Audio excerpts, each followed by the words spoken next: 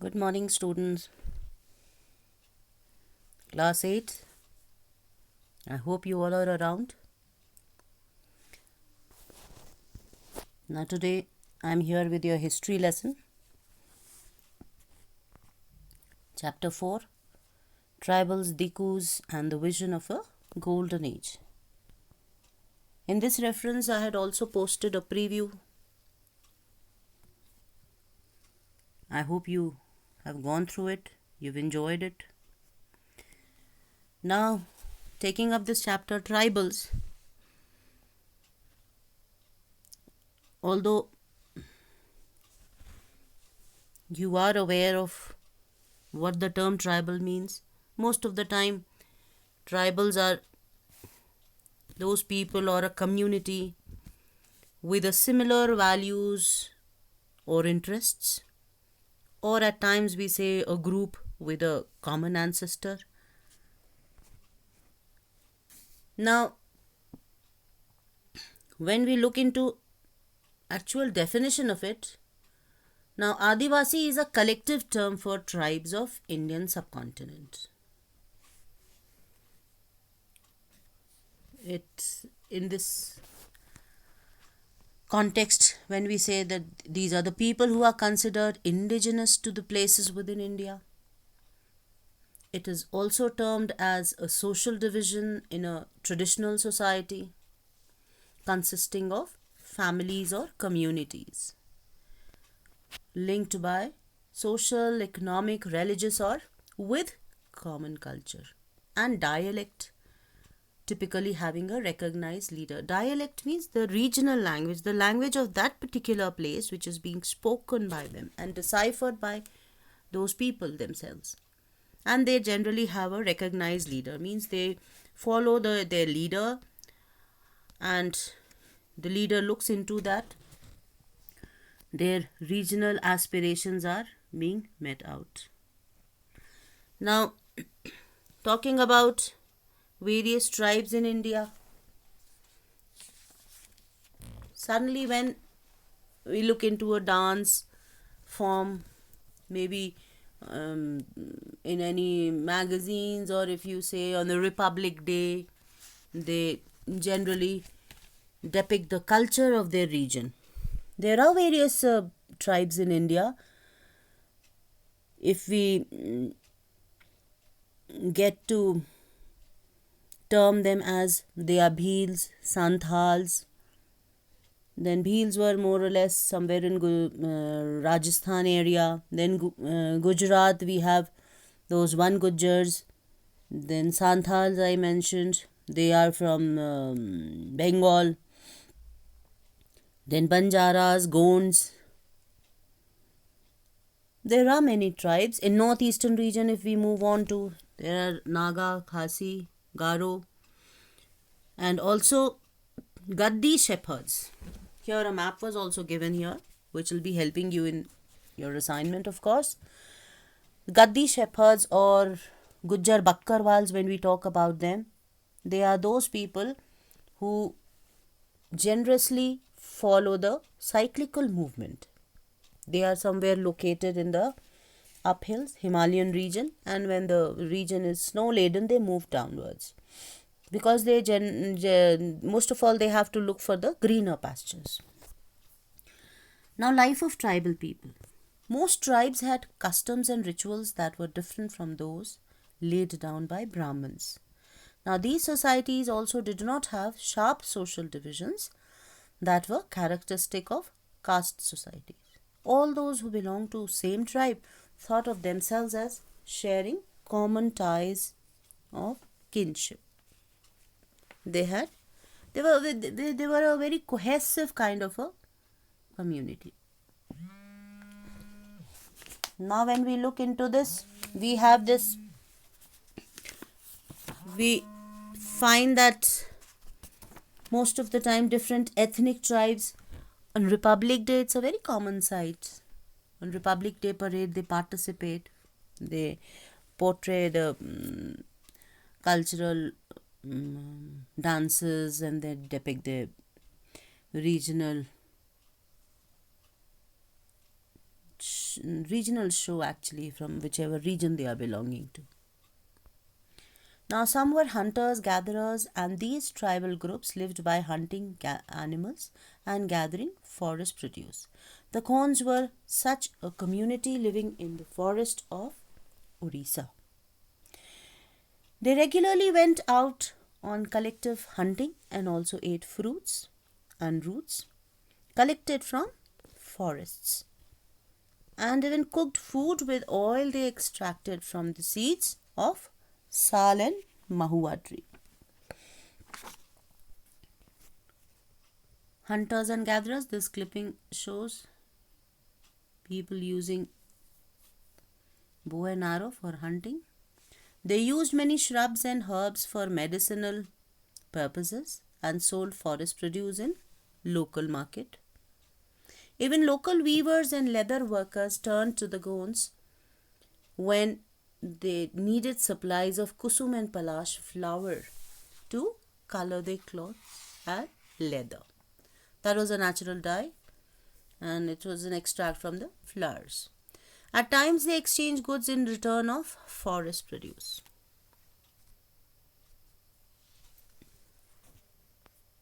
Some of the tribals did odd jobs in villages carrying loads or building roads, while others labored in the fields of peasants and farmers.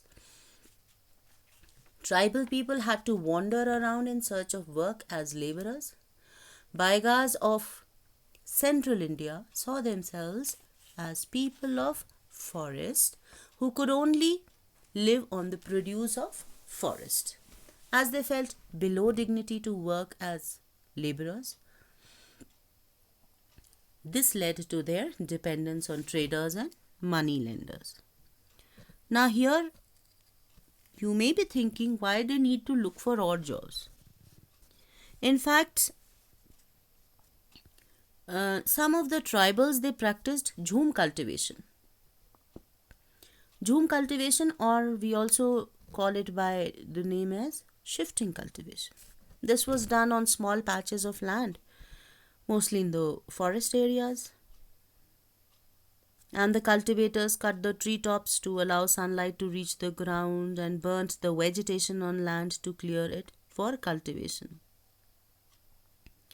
They did not till the land and sow the seed, they simply scattered the seed. This process was also termed as broadcasting or broadcast. And once the crop was ready and harvested, they moved to another field. But this could not be carried on for a longer period of time. Now this is a clipping of Baiga tribe. Now, in fact, what happened, shifting cultivators were found in the hilly and forested tracts of northeast and central India. And the lives of these tribal people depended on free movement within forests, on being able to use the land and forest for growing their crops.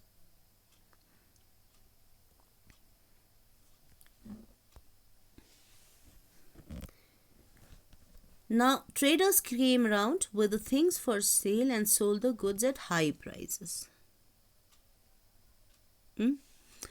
And money lenders gave loans with which the tribals met their cash needs, adding to what they earned. But the interest charged on the loans was usually very high.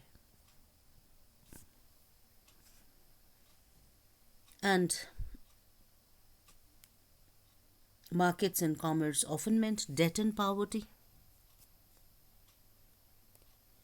In fact, these tribals, they saw the forest as essential for survival.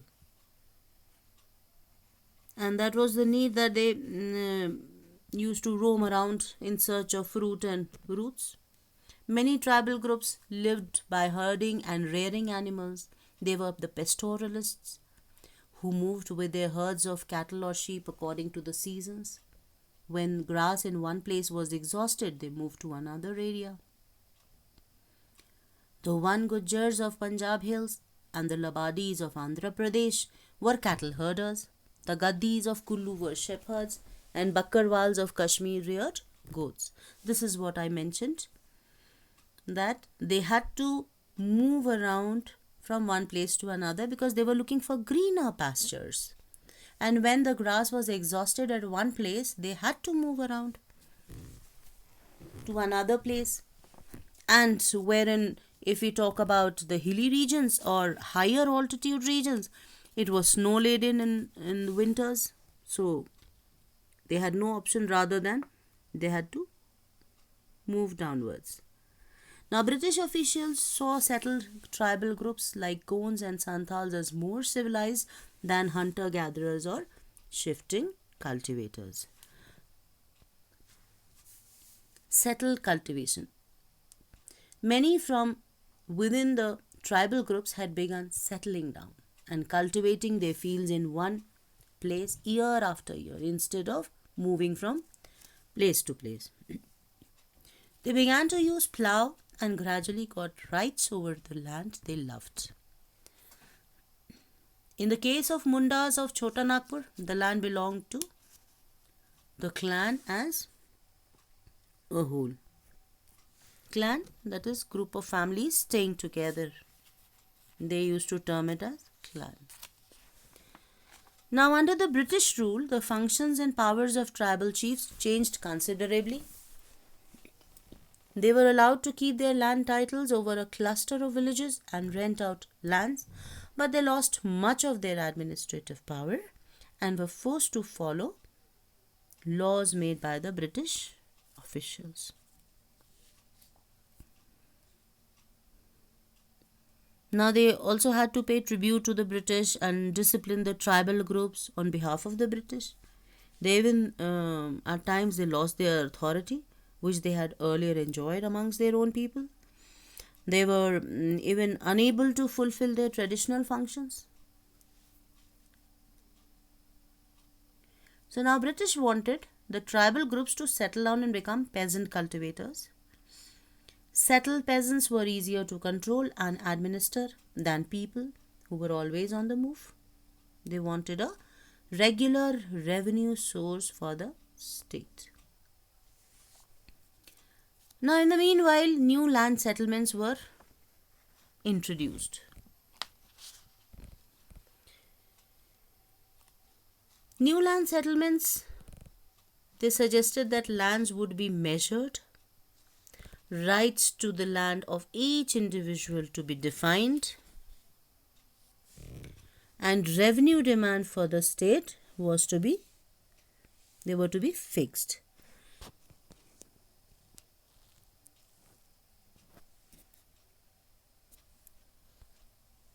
The British extended their control over all forests and declared that forests were state property. Now, forest laws are being implemented. Some forests were classified as reserve forests, and reserve forests because they were fulfilling the needs of these Britishers. They wanted timber which was being produced there. And people were not allowed to move freely in these forests. Now, resulting to which, it was a major issue, resulting to which people had to move out. Because when these forests were declared as reserve forest, now jhum cultivation could not be done. The cultivators who were practicing jhum cultivation or shifting cultivation have to move to other areas in search of work and livelihood. So now it was a situation wherein they faced a lot of problems, but they moved out to the regions wherein they could cultivate and live, but at the same time they were made to agree to a particular term wherein they would be working as cheap laborers. They would be supplying for the Britishers, the colonial rule. Now, Birsa Munda. Birsa was born in a family of Mundas in around, say, 1870s. He was born in a tribal group that lived in Chota Nagpur. He was a son of a poor father. Then he grew up around the forest grazing sheep, playing flutes, dancing, and merrymaking kind of. Forced by poverty, his father had to move from place to place looking for work. And Birsa had followers including other tribals of regions like Santals and Orans. He had miraculous powers to cure all diseases and multiply grain. Now he was deeply influenced by many ideas he came in touch with. Those. He wore a sacred thread and began to value the importance of purity and piety. He went to a local missionary and listened to sermons. Sermons, that is, preachings. His movement was aimed at reforming tribal society. Now, here I would emphasize upon that Birsa was a person who was into company of good people. A very prominent Vaishnav preacher was his accompaniment. Then he was not into any of the evils kind of practices. He raised a movement which aimed at reforming tribal society. He also urged the rest of the Munda community to give up drinking liquor, clean their village, stop believing in witchcraft. And he declared that God had appointed him to save his people from trouble and free them from slavery of Dikus. Now, Dikus here it is termed as outsiders. Who were Dikus? Dikus were those people who made the tribal people depend on them, thereby causing them a lot of misery and suffering. They consisted of traders and money lenders. They were the people who were termed as Dikus. Now, very well acclaimed and much talked about is Golden Age. In 1895, Birsa urged his followers to recover their glorious past. He talked of a golden age in the past as Satyug, that is, age of truth, when Munda lived a good life, constructed embankments, tapped natural springs, planted trees and orchards, practiced cultivation to earn their living. They did not kill their brethren and relatives. They lived honestly. And Birsa wanted his people to relive the past. So he somehow instigated his own people. He said, why can't you live as he had been listening all those stories about the golden age, where they had been free from oppression of Dikus. There would be a time when the ancestral right of the community would be restored. And they also saw themselves as the descendants of original settlers of the region, fighting for their land. That is Mulk Ki Ladai. Reminding people of the need to win back their kingdom. He was quite successful to some extent, and he proved to be a leader, which worried the British officials. Now, the land policies of the British were destroying their traditional land system. Hindu landlords and the money lenders were taking over their land, and missionaries were criticizing their traditional culture. As the movement spread, the British officials decided to act. Now, it was more important for the Britishers to control Birsa. So, what did they do? They convicted him on the charges of writing and jailed him for 2 years. Around 1897, when he came out, He was imprisoned in 1895. Then 1897, after 2 years when he came out, he took a tour of the villages to gather support. Then he used traditional symbols and language to rouse people. And under his leadership, people attacked the police stations and churches and raided the property of moneylenders and zamindars. They even raised the white flag as symbol of Birsa Raj. Although in 1900s he died of a disease, and by the time people were awakened. Now the movement had its significance as it forced the colonial government to introduce laws so that the land of the tribals could not be easily taken over by the Dikus. And secondly, it showed once again that tribal people had the capacity to protest. And to protest against what? Against injustice, and express their anger against colonial rule. So with this, we come to an end of this chapter.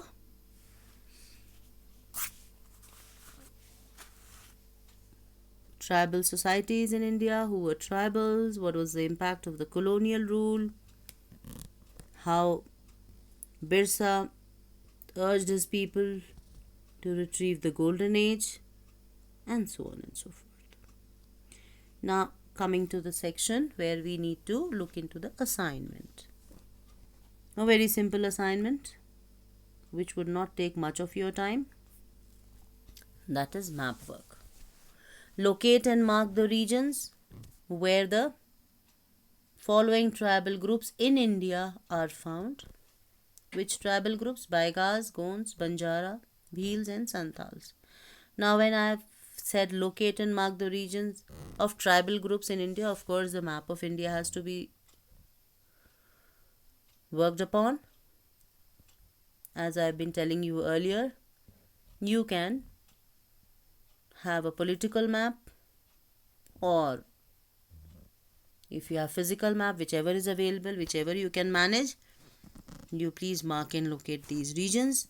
Now how you are going to do about? You'll outline the map with one particular color, and these regions have to be marked, and an index has to be made besides the map wherein you are going to color one particular box with